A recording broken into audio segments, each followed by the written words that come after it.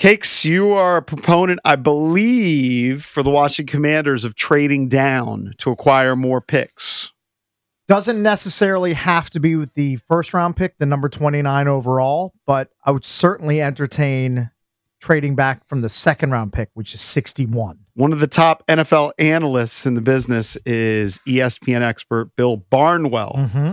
He concurs. He says, it's understandable why Peters wanted to add veterans to the roster, but the 2024 Texans showed how a team built around veterans and free agent additions can stagnate even with the young star at quarterback. Picks at the bottom of round one often draw trade calls from teams selecting at the top of round two that want to move up. Peters would be wise to consider those offers. Now, look, if Peters has a handful of guys that he has graded between 29 and 40, and if he feels like he can move back to 35, 37, 38, accumulate extra picks, and still get a player that he desires and covets, okay, you can move off that number one pick. I wouldn't move too far back. If you had to put money on it, do you think he trades back, or does he stick at 29 and select the player? I would put money on it. I believe they will trade back. Yes. Because I don't think they want to have those two holes in the draft. I don't think they're going to finish the draft without 2 rounds where they don't have a pick. I think he could move off it. I don't see him moving more than like 10 spots. I don't see him moving back to like 45 or 50. Mm-hmm. Like I could see him moving to like you said, 34, 36. Somewhere in that range. Yeah. Top 40. 8 to 10 picks off where he sits right now. Right now, they don't have a second or a fourth round pick, right? I'll double check. No, they have a second. They have a second. They have 61. So it's third and I think it's third. They have 5 total picks right now. So they don't have the third and they don't have the fifth. Correct. Okay. So they've got 1, 2, 4, 6, and 7. I think they're going to acquire more picks. We've speculated what they would do with that first round pick. And maybe Cakes is right that they keep the first and they trade down in the second, acquire more picks in the later rounds. They've been doing these top 30 visits recently.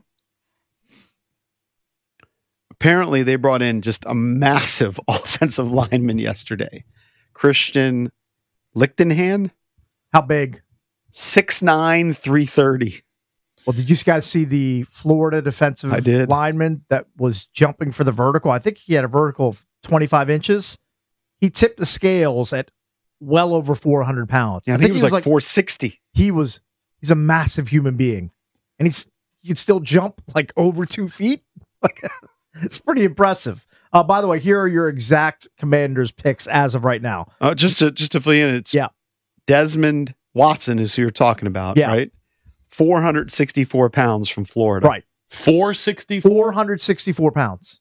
Oh my God. He jumped 25 inches. I know, but how can anybody draft a 464 He pound repped, guy? this is how strong he is. He repped 225 36 times. Yeah, he's a massive machine, but I mean, he ran a 40 and 5.93. How can you draft someone that big? It's pretty amazing. So the Commanders have the number one pick, 29. Round 2, 61. No third. The fourth, they got back in the trade, the Tunsil trade from Houston. That's number 128. No fifth. They have a 6th round pick, 205. 7th round pick, 245. Those are their current picks. Yeah, you might be right. They might acquire another pick or 2 if they trade out of that 29 spot. I could see that happening. Unless there's a guy right there that they really, really love. Right, somebody they covet, they must have. Yep. I don't think this is going to be the sexy draft that you want, Cakes. I don't think you're going to get somebody that you really know of that was a running back or a wide receiver. I don't always need sexy. Sexy is generally your top 10, top 12 picks. Once you get to 29, toward the end of the first round, I mean, I just want him to pick whoever he feels like is the best fit. Doesn't it? I know that everybody loves to go best player available. Why don't you blend BPA with need? I think that's what they'll do. Try to thread the needle there. Well, and Commanders fans should be happy that they're drafting 29. Absolutely. You should be ecstatic. You made some noise in the playoffs. Absolutely. That's a great thing. You should love that. You're hoping to pick at the end of the first round every year that Jaden Daniels is here. Correct. We talked a little yesterday about Bucky Brooks's mock draft where he had them selecting Matthew Golden. See, that would be sexy if they drafted a receiver. And I could see that based on the age of Samuel and Terry McLaurin and where they are contractually. But I do think they're going to trade down. But maybe it will be that second round pick. So they can get, like maybe would you trade your second round pick for a third and a fifth? Second round pick for a third and a fifth. Depending on where they were. I might consider it. Let's say they were pretty high up. Yeah, I can't have a third round pick at the end of the third round. It's got to be like a high to mid third round pick. Can't be end of the third round. The latest mock draft on CBS Sports by Josh Edwards. They have the Commanders taking that stud edge rusher from Boston College, Donovan Eziraku. He's the kid that he made some noise at the combine. Mm-hmm. He had some I think good the only workouts. issue with him, he's a little bit undersized. Yeah, he's 6'3", 245, 248, maybe something like that. But they say he's really quick. Correct. So you're going to see... He might just be a younger version of Dante Fowler where he can provide the pass rush, but he might not be very stout against the run. Yes. At just 250 pounds. So you look at that and go, all right, well, that's need. Right. That's a position of need. So they could see them doing that. In the second round, he's got him taking the kid I really like, Trey Henderson from Ohio State, the RB. And in my opinion, that's need. I do think that's need. I know JP loves Brian Robinson, but I think if you can get I don't love him. I think if you can get a guy, you put me in the love category. If you can get a guy who can scoot a little bit, who's younger, I think that you could use him. And in the third round, they don't have a third rounder, correct? Not currently, Not no. currently, yeah. So if you look at those, and you're going to see 4 billion different mock drafts, and everyone has a different player and a different position, position of need. But also, those are two positions you'd say, okay, I can see them doing that. Look, maybe the way you recoup your fifth round pick is you trade B-Rob to a team that likes him and say, give us a fifth round pick. There's your fifth round pick materialized. B-Rob turns from a third rounder to a fifth rounder. And you got 3 useful years out of him. Mm-hmm. Would you hate that? I wouldn't hate it. To get a fifth rounder for him? Yeah. Who's your starting RB now? Whoever you draft in the second round. It would be, you'd have to draft one, yeah. Or you draft one in the fourth round. Because you'd have to get somebody who's going to take the bulk of the carries. Or carries. draft one in the third round with a pick that you pick up by dealing back from some of the picks that you currently own. But right now, if Robinson was gone, your number 2 is Eckler. But when you look at the depth chart, offensively, yeah, they could upgrade it at definitely right tackle where you've got Andrew Wiley. I think Cosme, Biotic, Allegretti, Tunsil, I think they're all safe. And the likelihood is all 5 of those guys will be back and starting. At wide receiver, you're kind of set. So, like, you really do turn to the defense. And what really jumps out is your starting ends are Dorrance Armstrong and Cleveland Farrell right now. Yeah, that needs to be upgraded. Yes, and I could see them taking a top edge, whoever their top edge guy is on their board at 29. And I know they signed Wise, but to me, he's more of a depth guy. Like, what do you have, 5 sacks for New England? I believe that's correct.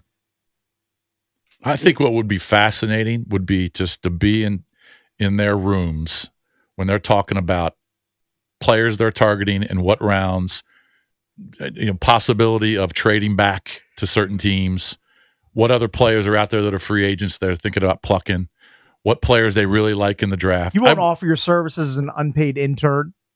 No. I wouldn't. Just like a gopher? No, but I would love to be in one of those rooms just for an hour.